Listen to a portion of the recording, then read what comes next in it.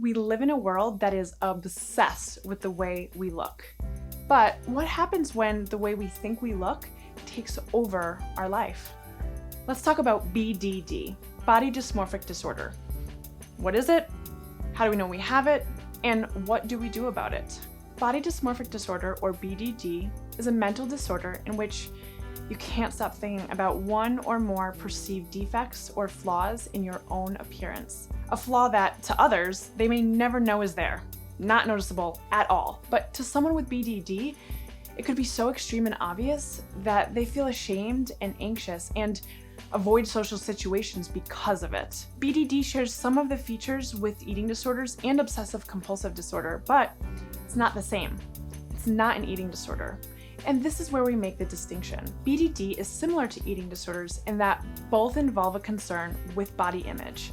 However, a person with an eating disorder worries about weight and the shape of the entire body, while a person with BDD is concerned about a specific body part or a specific flaw. Acne, scars, hair, veins, or vascularity, redness, or cellulite on the body can be some areas of fixation for someone with BDD. Say someone is fixated on the look of their hair or skin. They might spend hours in the mirror, obsessing over one acne scar or blemish. Maybe they are even late to work because of how long they are spending focusing on that area, putting makeup on it, making it just right. This can be problematic because it can greatly impact your life as you compare yourself to others, hide, or undergo risky surgeries or treatments that change the way you look. So what do we do about it? What do we do if we have BDD? If any of this sounds familiar, talk with a supportive family member or friend.